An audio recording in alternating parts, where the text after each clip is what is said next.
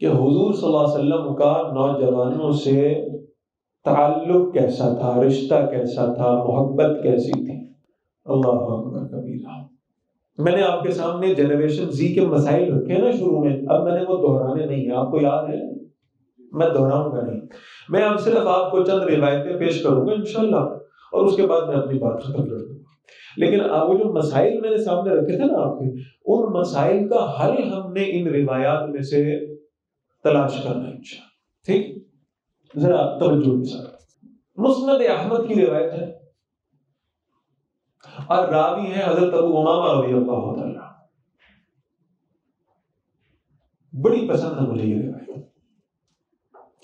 ایک نوجوان، اچھا عجیب بات یہ بتاؤں کہ یہاں صحابی کو اس نوجوان کا نام پتا ہوگا لازماً، لیکن بہرحال تذکرہ نہیں دیا۔ یہ بات سمجھ میں آ رہی ہے؟ اس کا مطلب ہے کہ صحابی سے بھی کوئی خطا اجتہادی ہو تو تذکرہ کرنے کی ضرورت نہیں ہے۔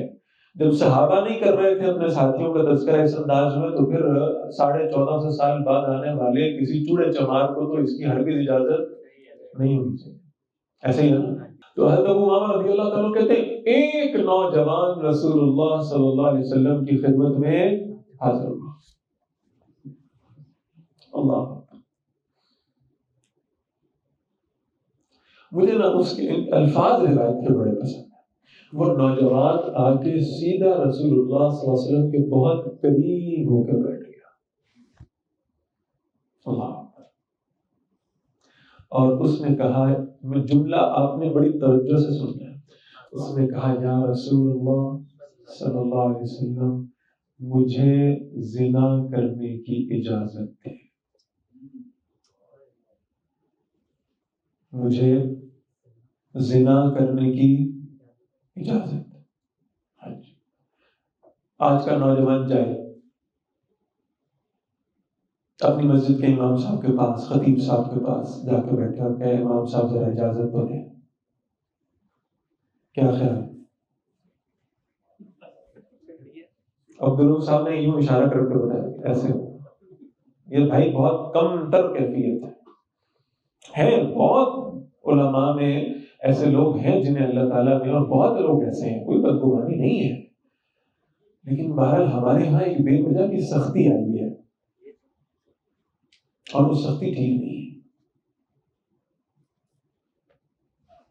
ہمارے ایک نوجوان ساتھی ہیں کہ بھی آپ کی ملاقات کریں گے انشاءاللہ، وہ بڑے بڑے اچھے گھرانے سے تعلق رکھتے تھے، دیندار گھرانے سے، کہنے لگے مجھے کچھ قادیانی آ کے ملنا شروع ہوئے اور آ کر کہتے تھے کہ جناب یہ ہمارا سوال ہے، یہ دلیل ہے، اس کا جواب دو۔ میں جاتا تھا اور میں جا کر کہتا تھا حضرت جی مجھے جواب بتایا، حضرت جی کو خود نہیں پتا جواب کیا ہے، تو وہ کہتے تھے کم وقت تو کافر ہو گیا، اور وہ کہتے ہیں میں یہ سمجھتا تھا کہ ان کے پاس دلیل ہے نہیں، یہ جو قادیانی کہہ رہے ہیں سچ کہہ رہے ہیں، اور اس رویے کی وجہ سے وہ صاحب کہتے ہیں کہ میں قادیانی ہو گیا۔ اندازہ کیجیے، پھر انہیں واپس لانے والے بھی علماء ہیں، لیکن وہ لائے کیسے ہیں؟ محبت سے جوڑ کے۔ اچھا وہ نوجوان صحابی ہیں اور وہ رسول اللہ صلی اللہ علیہ وسلم کے پاس آ کے بیٹھ گئے ہیں اور کہہ رہے ہیں یا رسول اللہ صلی اللہ علیہ وسلم مجھے زنا کرنے کی اجازت دیں، مسند احمد کی روایت ہے۔ اور ہو سکتا ہے کہ صحابہ میں آپس میں کنکھیوں کا تبادلہ بھی ہوا ہو اور ایک دوسرے پر کچھ یعنی اشارے بھی ہوئے ہوں کہ یہ کیا باتیں کر رہا ہے، اس زنا کی اجازت، توبہ توبہ استغفر اللہ معاذ اللہ، کیسی باتیں کر رہا ہے، زنا کی اجازت نہ ہے۔ لیکن وہ نوجوان ہے، اس کے جذبات ہیں، اس کی کچھ کیفیات ہیں، اس کے کچھ سینٹیمنٹس ہیں، اور کتنا ہی خوبصورت بات ہے۔ میں تو جب روایت کا اتنا حصہ پڑھتا ہوں نا تو واللہ مجھے اس نوجوان پہ بے ساختہ پیار آتا ہے، یعنی اگر اس نے کوئی کیفیت محسوس بھی کیا نا تو اس کے دل میں نہ اس کا باپ، نہ اس کی ماں، نہ اس کا دوست، نہ اس کا بھائی، نہ اس کا چاچا، نہ اس کا تایا، کوئی نہیں آیا جس سے وہ یہ بات شیئر کر سکے۔ کون آیا؟ ہائے ہائے ہائے، میں اپنے نبی کو جا کے بتاتا ہوں۔ میری کیفیات کون سمجھے گا؟ اللہ کے رسول سمجھیں گے۔ کیا خوبصورت کیفیت! وہ رسول اللہ صلی اللہ علیہ وسلم سے آگے، یہ بات ہم کسی سے کہنے سے بھی گھبراتے ہیں نا۔ اللہ کے رسول صلی اللہ علیہ وسلم کے پاس آ کے وہ صحابی کہہ رہے ہیں یا رسول اللہ مجھے زنا کرنے کی اجازت۔ اب اللہ کے رسول صلی اللہ علیہ وسلم نے ڈانٹا نہیں، ابھی بھی تو گناہ ہے بھائی، ہے یہ تو بڑا گناہ ہے، کیا کرو گے؟ جہنم میں جاؤ گے، کڑاہا رکھا ہوگا، تیل گرم ہوگا تو اس میں ڈالا جائے گا، ڈیپ فرائی کر دیے۔ یہی ہونے چاہیے تھا نا جوابات، یہ جواب نہیں ہے۔ بلکہ مسند احمد کی روایت میں جملہ یہ کہ جب اس نے ایک جملہ کہا نا اس صحابی نے، تو باقی صحابہ اس کو پکڑ کر پیچھے کھینچنے لگے کہ کیا کہہ رہا ہے اللہ کے رسول سے، کیسی بات کر رہا ہے۔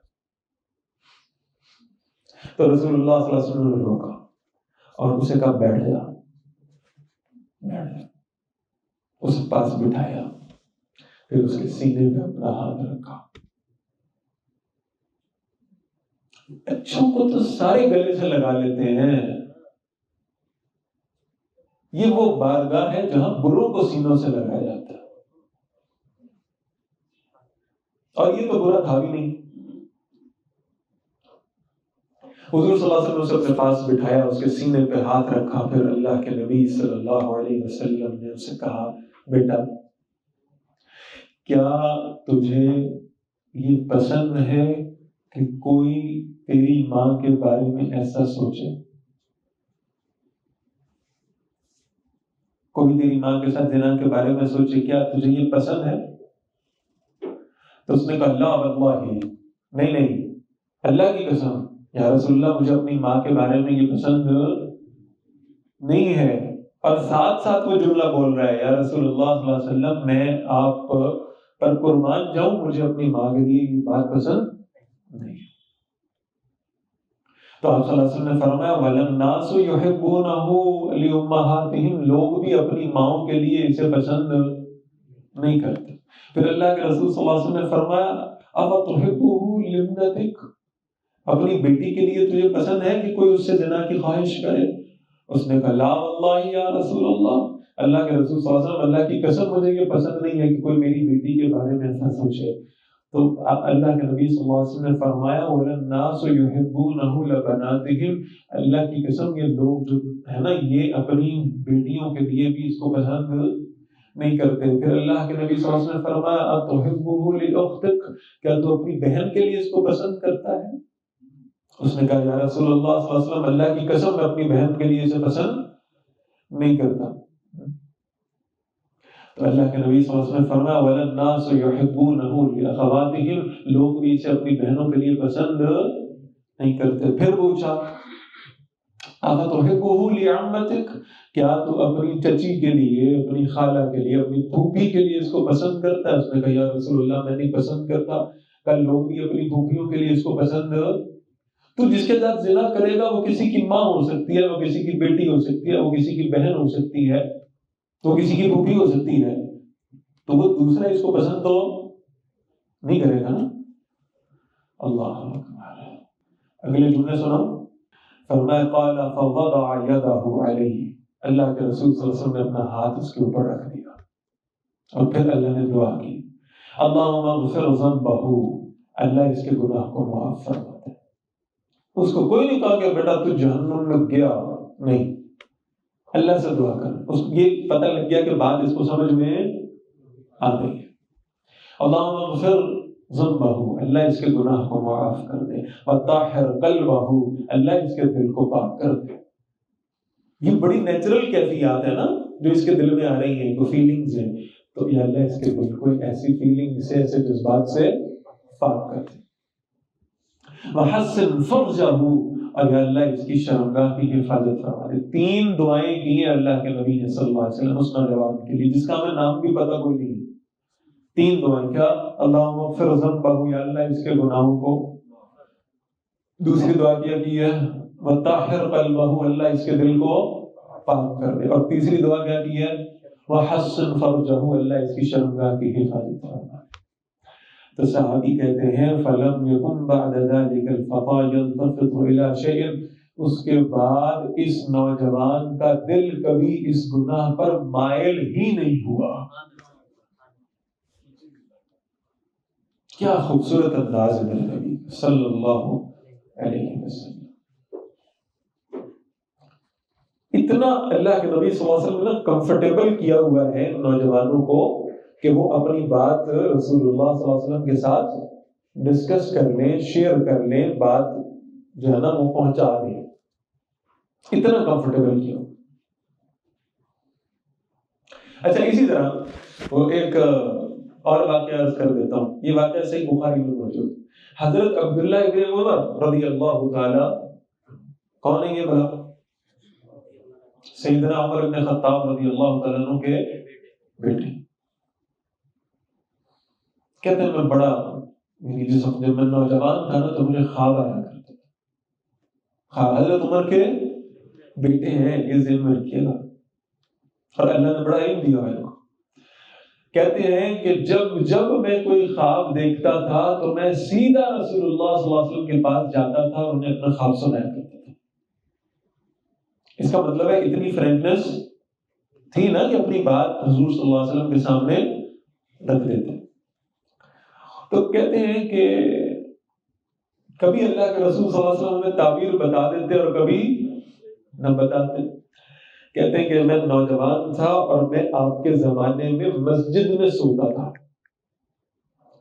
تو کہتے ہیں کہ ایک مرتبہ ایسا ہوا کہ میں نے خواب دیکھا، دو فرشتوں نے نا مجھے بازوؤں سے پکڑا ہوا ہے اور پکڑ کے نا اور مجھے گھسیٹ کے جہنم کی طرف لے کے جا رہے ہیں. صحابی رسول ہیں اور حضرت عمر کے بیٹے ہیں. اور صحابہ کے بارے میں ہمارا عقیدہ کیا ہے؟ سارے صحابہ جنتی ہیں. وہ کہہ رہے ہیں کہ میں خواب دیکھ رہا ہوں، دو فرشتوں نے مجھے پکڑا ہوا ہے، پکڑ کے مجھے جہنم کی طرف کھینچ کے لے کے جا رہے ہیں. اور جب میں دیکھتا ہوں نا تو دوزخ یعنی جہنم کے اوپر نا جیسے کنویں کے اوپر کوئی کور لگا ہوتا ہے نا، ایسے جہنم کے اوپر کیا لگا ہوا ہے؟ کور لگا ہوا ہے. اگلا جملہ میں اپنی طرف سے کہہ رہا ہوں، یہ روایت کا جملہ نہیں ہے. کون دیکھ رہا ہے؟ صحابی دیکھ رہے ہیں. کیا دیکھ رہے ہیں؟ جہنم پہ کیا ہے؟ کور ہے. اس کا مطلب، اور کہتے ہیں کہ جہنم کے اندر بہت سارے لوگ تھے جنہیں میں پہچانتا تھا. تو ان کی دفعہ جہنم پہ کور کیوں لگ گیا؟ کیونکہ یہ کون ہے؟ یہ صحابی رسول ہے. ٹھیک ہے. تو اس کا مطلب ہے انہیں جہنم دکھانے کے لیے لے کے جایا جا رہا ہے، لے جانے کے لیے لے کے نہیں جایا جا رہا.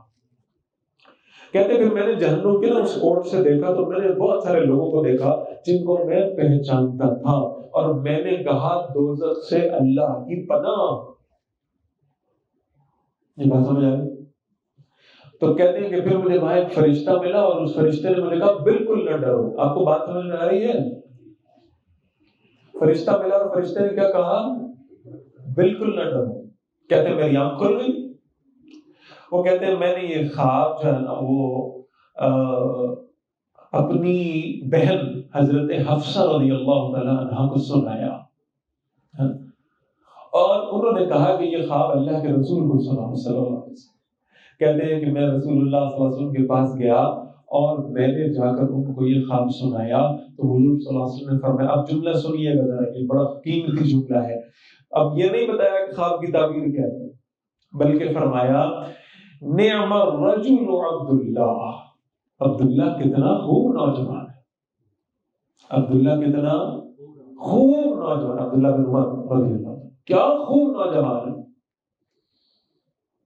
لو کان یصلی من اللیل، ہاں کتنا ہی اچھا ہوتا کہ یہ رات کی نماز بھی پڑھا کرتا. رات کی نماز سے مراد تہجد. کتنا اچھا، بہت اچھا نوجوان ہے، یہ زبردست نوجوان.